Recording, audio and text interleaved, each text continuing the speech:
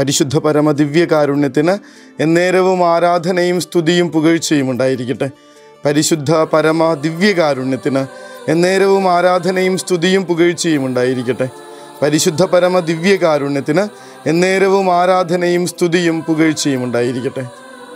വചനത്തിലെ സൂക്ഷ്മതയോടുകൂടെ നോക്കിക്കാണേണ്ട വളരെ പ്രധാനപ്പെട്ടൊരു ഓർമ്മപ്പെടുത്തൽ കർത്താവ് തരുന്നുണ്ട്. അന്തഃഛിദ്രമുള്ള രാജ്യം നശിച്ചു പോകും, അന്തഃഛിദ്രമുള്ള ഭവനവും വീണു പോകും. നശിച്ചു കിടക്കുന്ന ഒരു വീടിനെ ഒന്ന് നോക്കിക്കഴിഞ്ഞാൽ അതിൻ്റെ പിന്നിൽ പ്രാർത്ഥനയിൽ ഒരുമിച്ച് ചേരാത്ത കരങ്ങളുടെ അഭാവമുണ്ടെന്ന് കാണാൻ പറ്റും. വളരെ സിമ്പിളായിട്ട് പറഞ്ഞുതരാം. ഒരുമിച്ച് കുടുംബ പ്രാർത്ഥന ചൊല്ലാത്ത ഭവനങ്ങളാ നശിച്ചു പോയേക്കണേ. വേറൊന്നുമല്ല, ഒപ്പമിരുന്ന് കൂടെ ഇരുത്തി മക്കളെ പ്രാർത്ഥിപ്പിച്ചിട്ടുള്ള കുടുംബങ്ങളൊന്നും ഇങ്ങനെ ഇല്ലാതായി പോകാനോ നശിച്ചെന്നേക്കുമായി ഇല്ലാതായി പോകാനോ ഒരു സാധ്യതയില്ല, നടന്നിട്ടുമില്ല. പക്ഷേ എത്ര ഉയരങ്ങളിൽ നിന്നാണ് ചില സമയങ്ങളിൽ ചില കുടുംബങ്ങൾ ഇല്ലാതായി പോകുന്നത്, നാമാവശേഷമാകുന്നതെന്ന് കണ്ടിട്ടുണ്ടോ? ഇല്ലാതെ പോകുന്ന പ്രാർത്ഥന, ഒപ്പമിരിക്കാൻ സമയമില്ലാതെ പോകുന്നതിൻ്റെ പ്രയാസങ്ങൾ, അതിൻ്റെ അസ്വസ്ഥതകൾ, ഒരുമിച്ചൊന്ന് ഭക്ഷണം കഴിക്കാൻ പറ്റാതെ പോകുന്ന കുടുംബങ്ങൾ, ഉറപ്പിച്ചോ അവിടെയാണ് ഈ ഭവനം വീണു പോകുന്നത്, നശിച്ചു പോകുന്നത്. കർത്താവ് അതാ പറയണത്, അന്തഃഛിദ്രമുള്ള ഭവനവും വീണു പോകും, അന്തഃഛിദ്രമുള്ള ഭവനവും വീണു പോകും. ഒരു കുടുംബത്തിൽ പുറത്തുനിന്ന് വന്ന് ആ കുടുംബത്തെ നശിപ്പിച്ച് കളയാനായിട്ട് ഒന്നിനും പറ്റില്ല എന്ന് നിങ്ങൾ അനുവദിക്കാതെ, നിങ്ങളൊരു തിന്മയെ അകത്ത് കയറ്റാതെ, നിങ്ങളൊരു വിശ്വസ്തതയില്ലാത്ത ഒരു മനുഷ്യനെ, ഒരു കൂട്ടുകാരനെന്ന് വിളിക്കുന്ന ഒരു മനുഷ്യനെ അകത്തേക്ക് നിങ്ങളായിട്ട് സ്വമനസാലെ പ്രവേശിപ്പിക്കാതെ, നിങ്ങളെ ചതിക്കാനായിട്ട് നിങ്ങൾ തന്നെ വഴിയൊരുക്കാതെ നിങ്ങളുടെ കുടുംബത്തിനൊന്നും പറ്റില്ല. ഉറപ്പുള്ള കാര്യമാണ്. നമ്മുടെ ഭവനങ്ങൾ പതിയെ പതിയെ ഇങ്ങനെ വിഭജിച്ച് തുടങ്ങിയിട്ടുണ്ടെങ്കിൽ, കലഹങ്ങൾ തുടങ്ങിയിട്ടുണ്ടെങ്കിൽ ഓർത്താൽ മതി, അത് ഒരുമിച്ച് പ്രാർത്ഥനയിലിരിക്കാത്തതിൻ്റെ പ്രയാസം ഒന്നുകൊണ്ട് മാത്രമാണെന്ന്. ഈ വഞ്ചി ഒരെണ്ണം വെള്ളത്തിന് മുകളിൽ പൊങ്ങിക്കിടക്കുന്നു, ചുറ്റുപാടും ഇങ്ങനെ തിരമാലകൾ ആഞ്ഞിടിക്കുന്നു, എന്നിട്ടും ആ വഞ്ചി മുങ്ങുന്നില്ലല്ലോ. അതിങ്ങനെ ഒഴുകി നടക്കുന്നുണ്ട്. എത്ര വെള്ളം പൊങ്ങുന്നോ അതിന് മുകളിലായിട്ട് ഈ വഞ്ചി ഇങ്ങനെ പൊങ്ങിക്കിടക്കുന്നുണ്ട്. പതിയെ ഈ തിരമാലകളിലെ വെള്ളം വഞ്ചിക്കകത്തേക്ക് കയറുന്നു. അകത്തേക്ക് കയറുന്ന വെള്ളത്തിൻ്റെ ഈ ഒരു ഭാരം കൊണ്ട് വഞ്ചി മുങ്ങി തുടങ്ങുന്നു. ഉള്ളിൽ വെള്ളം കയറാത്തിടത്തോളം കാലം ഇത് ഏത് വെള്ളപ്പൊക്കങ്ങളെയും അതിജീവിച്ചിരിക്കും. ഉറപ്പുള്ള കാര്യമാണ്. കുടുംബത്തിൻ്റെ കാര്യം അത് തന്നെയാണ്. പുറത്തുനിന്ന് എത്ര ശക്തമായ ആക്രമണം ഉണ്ടായാലും ഉറപ്പിച്ചോ, നിങ്ങൾക്ക് ഒരു പ്രയാസം ഉണ്ടാവാത്ത വിധത്തിൽ നിങ്ങൾ ഒരുമിച്ച് നിൽക്കുന്ന കുടുംബമാണെങ്കിൽ പരസ്പരം കരം ചേർത്ത് പിടിച്ച് നിങ്ങൾ അതിനെ അതിജീവിക്കുക തന്നെ ചെയ്യും. വചനം പറയണത് പോലെ ഒറ്റയ്ക്കാണെങ്കിൽ എളുപ്പം കീഴടക്കാൻ പറ്റും, 2 പേരുണ്ടെങ്കിൽ എതിർത്ത് നിൽക്കാൻ പറ്റും. മുപ്പിരി ചരട് പൊട്ടുകയില്ല. ദാമ്പത്യ ജീവിതത്തിനെ കുറിച്ചാണ് സാധാരണ അത് പറയാറ് സുഭാഷിതങ്ങളുടെ പുസ്തകത്തിൽ. എന്നാൽ ഇത് എല്ലാ കുടുംബങ്ങൾക്കും ചേരുന്ന കാര്യമാണ്. 2 പേരുണ്ടെങ്കിൽ എതിർത്ത് നിൽക്കാൻ പറ്റും.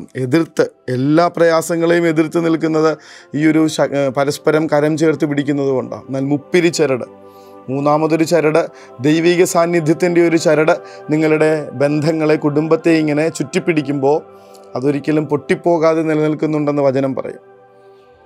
ഈ ജീവിതത്തിലേക്ക് വരുന്ന കടബാധ്യതകളാവട്ടെ, രോഗാവസ്ഥകളാവട്ടെ, പ്രയാസങ്ങളാവട്ടെ, തെറ്റിദ്ധാരണകളാവട്ടെ, എല്ലാം നമ്മൾ അതിജീവിച്ചിട്ടുള്ളത് ഈ ഒപ്പം നിന്ന് കരം ചേർത്ത് ഒരുമിച്ച് ചേർത്ത് പിടിച്ചുള്ള പ്രാർത്ഥനയിന്മേലാണെന്നറിയണം.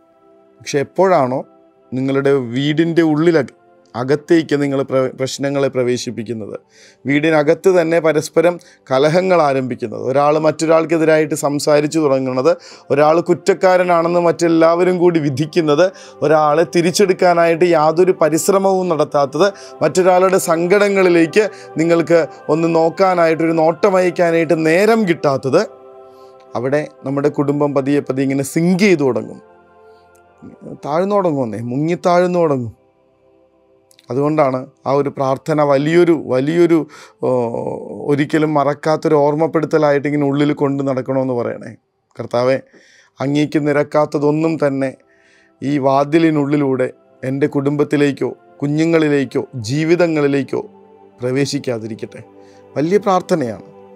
ഞാൻ വയ്ക്കുന്ന ഈ വാതിലിലൂടെ, ഞാൻ പണിയുന്ന ഈ ഭവനത്തിലേക്ക് ഈശോയ്ക്ക് നിരക്കാത്തതൊന്നും, എൻ്റെ ഈശോയ്ക്ക് നിരക്കാത്തതൊന്നും പ്രവേശിക്കാതിരിക്കട്ടെ.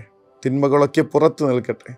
എപ്പോഴാണോ നമ്മളതിനെ വീട്ടിനകത്തേക്ക് പ്രവേശിപ്പിക്കുന്നത്, അത് ചിലപ്പോൾ ഒരു കള്ളുകുപ്പിയുടെ രൂപത്തിലാവാം, ചിലപ്പോൾ തെറ്റായൊരു സ്നേഹബന്ധത്തിൻ്റെ രൂപത്തിലാവാം, അല്ലെങ്കിൽ നേരത്തെ സൂചിപ്പിച്ചതുപോലെ അവിശ്വസ്തനായിട്ടുള്ള, നമ്മളെ തകർക്കാനായിട്ട് മനഃപൂർവ്വം വരുന്ന ചില മനുഷ്യരുടെ രൂപത്തിലാവാം, ചില TV പ്രോഗ്രാമുകളുടെ രൂപത്തിലാവാം, പ്രാർത്ഥന വേണ്ടെന്ന് പറയുന്ന ചില പഠനങ്ങളുടെ രൂപത്തിലാവാം. ഉള്ളതാ, ഇതൊക്കെ നടന്നുകൊണ്ടിരിക്കണതാ. എപ്പോഴാണോ ഈ വെള്ളമുള്ളിൽ കയറാൻ, നമ്മളുടെ കുടുംബത്തെ നശിപ്പിക്കാനും മാത്രമുള്ള ഒരു ഒരു ഒരു പ്രളയത്തെ നമ്മൾ ഉള്ളിലേക്ക് സ്വീകരിക്കുന്നത്, അതിന് സ്ഥാനം കൊടുക്കുന്നത്, അത് നമ്മുടെ കുടുംബത്തെ നശിപ്പിച്ചിരിക്കും. ശക്തൻ ആയുധധാരിയായി കാവൽ നിൽക്കുമ്പോൾ അവൻ്റെ ഭവനം സുരക്ഷിതമാണ്. വചനം പറയണതാ. ഇന്നത്തെ പ്രാർത്ഥനയോടുകൂടെയും കരുതലോടുകൂടെയും നമ്മൾ കൊണ്ടു നടന്ന, ഇത്രയും കാലം മുന്നോട്ട് കൊണ്ടുപോയ, പരിപാലിച്ചൊരു കുടുംബം ഇങ്ങനെ തകർന്നു പോകുന്നത് നിസ്സഹായതയോടുകൂടെ നോക്കി നിൽക്കുന്ന ഒരുപാട് മാതാപിതാക്കളെ അറിയാം. അത്രയ്ക്ക് പ്രാർത്ഥനയുണ്ടായിരുന്നു ആ ഭവനത്തിൽ, അത്രയ്ക്ക് ഒരുമയുണ്ടായിരുന്നു, എല്ലാ കാര്യങ്ങളും ഒരുമിച്ച് ചെയ്തിരുന്നത്. പക്ഷേ മക്കൾ വളർന്നപ്പോൾ, പലർക്കും പല അഭിപ്രായങ്ങളായപ്പോൾ, ഒരുമിച്ചൊന്ന് പ്രാർത്ഥനയിൽ ഒരുമിച്ചിരിക്കാനായിട്ട് നേരമില്ലാതായപ്പോൾ, നിസ്സഹായതയോടുകൂടെ നോക്കിക്കാണേണ്ട വിധത്തിൽ ഭവനം ഇങ്ങനെ തകർന്നു തുടങ്ങുന്നുണ്ട്. കർത്താവേ, ഞങ്ങളുടെ കുടുംബത്തെ ഒരുമിപ്പിച്ച് നിർത്തണമേ എന്ന് മാത്രം പ്രാർത്ഥിക്കുക. അങ്ങേക്ക് നിരക്കാത്തതൊന്നും തന്നെ ഈ വാതിലിനുള്ളിലൂടെ ഞങ്ങളുടെ കുടുംബത്തിലേക്കോ പ്രിയപ്പെട്ടവരിലേക്കോ പ്രവേശിക്കാതിരിക്കട്ടെ എന്ന വലിയ പ്രാർത്ഥനയോടുകൂടെ കാവൽക്കാരനായ കർത്താവിനെ, എൻ്റെ കുടുംബത്തിൻ്റെ കാവൽക്കാരൻ, നിൻ്റെ ഇസ്രായേലിൻ്റെ സംരക്ഷകൻ മയങ്ങുകയില്ല, നിൻ്റെ പരിപാലകൻ ഉറങ്ങുകയില്ല, ആ കർത്താവിൻ്റെ അനുഗ്രഹത്തിനും സംരക്ഷണത്തിനും പരിപാലനയ്ക്കും വേണ്ടി എൻ്റെ കുടുംബത്തെ, എൻ്റെ കുഞ്ഞുങ്ങളെയൊക്കെ സമർപ്പിച്ചുകൊണ്ട് അനുഗ്രഹത്തിന് വേണ്ടി നമുക്ക് കാരുണ്യമേ അനന്ത സ്നേഹമേ പരിശുദ്ധ പരമദിവ്യ കാരുണ്യമേ അനന്ത സ്നേഹമേ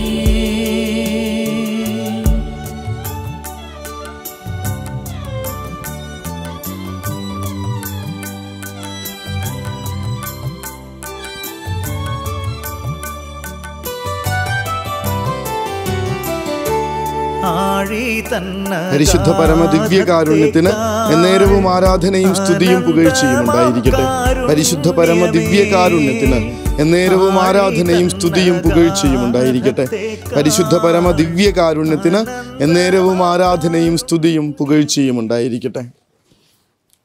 ഈ രാത്രിയിൽ നിർബന്ധമായിട്ടൊന്ന് ഓർത്തെടുക്കണം, എൻ്റെ കുടുംബത്തെ നശിപ്പിക്കാനും മാത്രമുള്ള ആ ഒരു വലിയ ശക്തി എന്താണ് എൻ്റെ കുടുംബത്തിലേക്ക് കടന്നുകൂടിയിരിക്കുന്നതെന്ന്.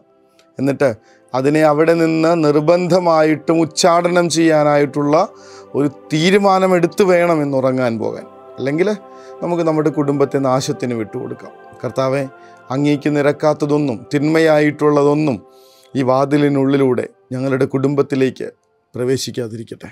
കരുണതൻ കയർ പിടിച്ച് നയിച്ചിടും സ്നേഹമേ, ദിവ്യകാരുണ്യ സ്നേഹമേ, പരിശുദ്ധ സ്നേഹമേ, പരിശുദ്ധ പരമദിവ്യകാരുണ്യമേ അനന്ത സ്നേഹമേ, പരിശുദ്ധ പരമദിവ്യകാരുണ്യമേ അനന്ത സ്നേഹമേ.